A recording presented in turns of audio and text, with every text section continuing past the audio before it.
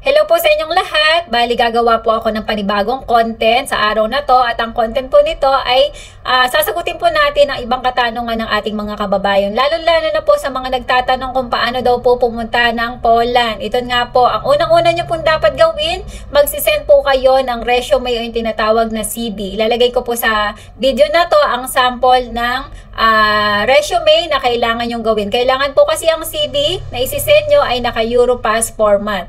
At ganoon din po, kailangan nyo pong i-ready ang mga dokumento na kailangan. Ilalagay ko din po sa video na to yung mga requirements na kailangan. At once na kompleto na po ang inyong mga requirements at ang CV nyo, pakisend nyo na lang po sa email address na ilalagay ko sa description ng video ito.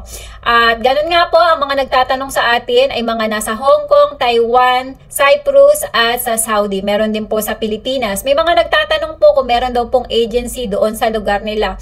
Sa katunayan po, meron lang po silang katay-up na agency sa Pilipinas. Kasi po, pagdating po ng Pilipinas, meron po kailangan na OEC. Hindi po kayo makakaalis ng bansa kung wala po kayong OEC. Meron pong agency doon na mag-aasikaso ng inyong OEC.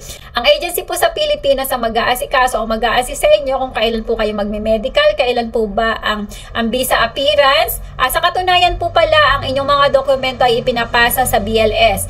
Doon po malalaman kung kailangan nyo po ng physical appearance sa Poland Embassy or hindi. Kadalasan naman daw po ay hindi na po kailangan ng appearance. Pero in case lang po, yung mga malalayo sa Manila, kung po pwede po ay mag-stay muna kayo saglit sa Manila. Para in case po na kailangan kayo ay madali po kayong tawagin.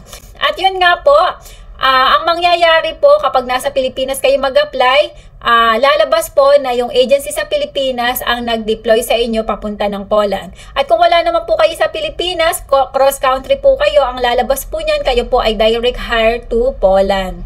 Ayan po, kaya wala po mag-aasikaso sa inyo na agency. I-assist po kayo ni Madam Regina sa mga dapat nyong i-provide ng mga dokumento. At kayo din po ang personal na magdadala ng inyong mga dokumento sa Poland Embassy once po na meron na kayong visa appearance. Sa mga nagtatanong po kung magkano po ang kabuuang gastos papunta ng Poland, tulad po na nasabi ni Madam Regina sa mga nakaraan niya na Zoom webinar natin ay 280,000 po ang kabuuang gastos.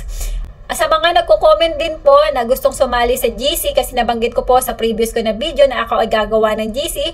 Unfortunately po, hindi na po ako gumawa ng GC kasi medyo busy po ako at hindi ko po maaasikaso na sumagot sa mga katanungan doon sa GC. Kaya ang ginawa ko na lang po ay Facebook group. Ang pangalan po nito ay Poland Applicant. Ilalagay ko din po sa description ng video na to para pwede po kayong mag-join. Pasensya na po kayo kung hindi ko po kaagad kayo na-accept. Sa mga nagtatanong din po kung ano daw po ang pangalan ng agency sa Pilipinas, pasensya na po kayo at hindi po ipinapaalam kaagad ang name ng agency sa Pilipinas. Sasabihin lang po ni na Madam Regina ang pangalan ng agency sa Pilipinas once po na dumating na po ang working permit nyo po doon.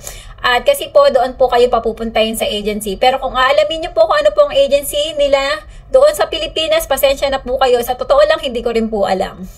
Sa mga nagtatanong naman po kung gaano katagal po ang application, ang pagkakaalam ko po ay 8 months at nasa 1 year po. Depende po kasi yan. Kasi po, iba-iba naman po yan ng pag-process at iba-iba din po yan ng swerte. Meron pong mabilis at meron pong matagal. Bali, estimate nyo na lang po na more or less 1 year po ay kayo po ay makakaalis. Siyempre, samahan din po natin ng panalangin kasi yan po ang pinakamagandang way para po sa ating mga pangarap. Sana po nakatulong ang video na to sa mga kababayan natin na nagtatanong at nagko-comment sa aking video.